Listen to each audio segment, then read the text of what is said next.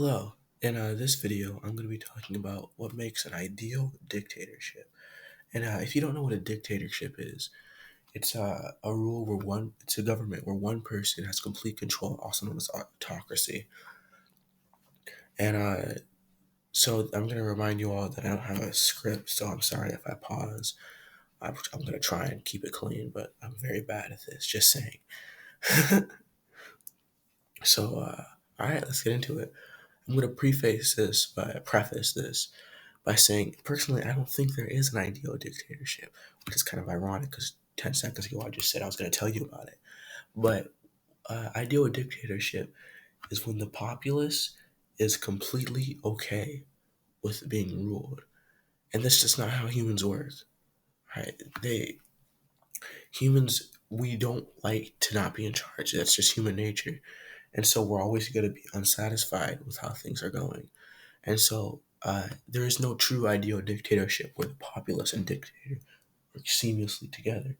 But the closest thing to that is a dictatorship where the dictator has complete control. It doesn't matter whether the populace likes it or not. Personally, I believe there are three strong foundations that can build a good, almost ideal dictatorship, which are propaganda,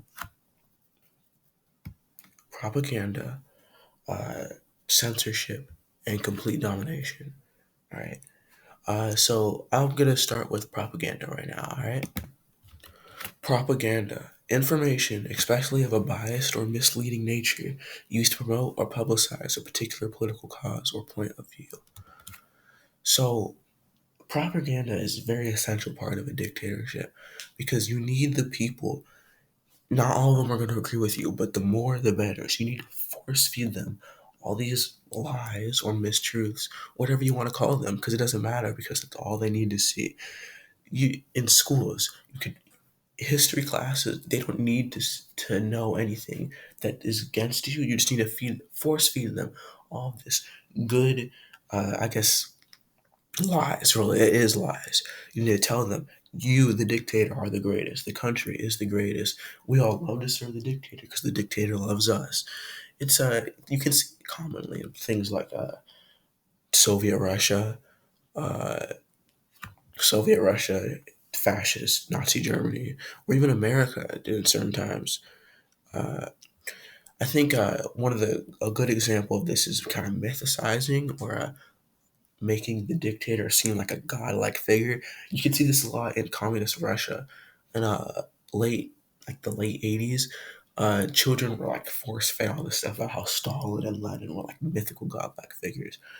I know this because my dad was there and he told me this, but it's a really effective way of making sure that the populace knows that you're in charge subliminally. Again, I don't think there is a perfect ideal way, so propaganda can't solve all your problems. But that's what the other two branches are for, and they all kind of overlap into different situations. Uh, all right. Uh, without, all right, yeah. The next category I'm going to be talking about is censorship. Censorship is the suppression or prohibition of any parts of books, films, news, etc., that are considered obscene, politically unacceptable, or a threat to security. Notice the politically unacceptable. Censorship, it overlaps a lot with propaganda because censorship, you're taking away something, and propaganda, you're putting something in its place. You, you can't have a media when you're running a dictatorship. The media divides people. Uh, and it causes people to think. You don't want them to think. You want to take it away. If you want to have a state media for like natural disasters, I think that's moderately acceptable. But overall, people don't need information, right? The more information they have, the more informed they are. And the more informed they are, the more they realize that they don't want to be in this situation.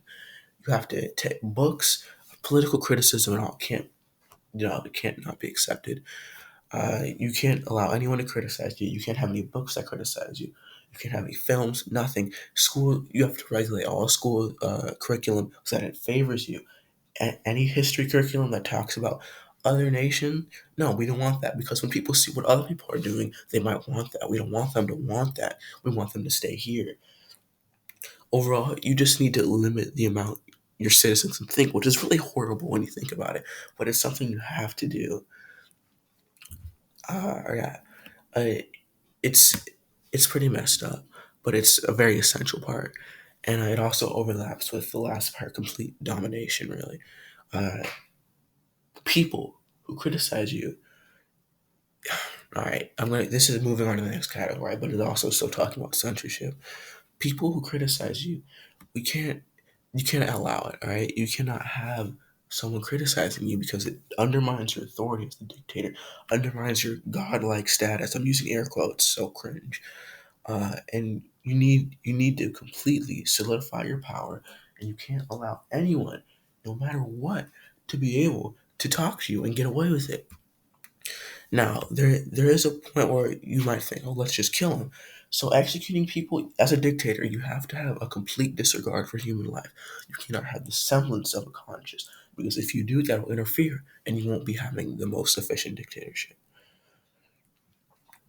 So as for dissenters or anyone who's talking against you, you have to completely, uh, again, in terms of censorship, you have to completely eliminate them. Not publicly, because people might think, oh, a dictator would publicly execute them. Executions bring martyrs. Assassinations make fear. Okay, if you silence someone, not publicly, not by the state, everyone's gonna know you did it, but they can't say you did it because they know what happens. It's a lot more effective than just completely just blatantly executing someone and creating a martyr for people to rally around. Now moving away from the censorship part and more into the just the straight domination part, you have to show the populace they have no rights by taking away everything. All right, you take away guns. No one, they shouldn't be allowed to have guns. You take away the right. You add a curfew, a mandatory curfew. I'd say around 9, because it's horrible. No one wants to be in the house by 9, right? But you have to do it because you don't have a choice. And you have to instill these things, and you cannot let up, because if you let up, people are like, well, he did it once. It's a lot like strict parenting, actually.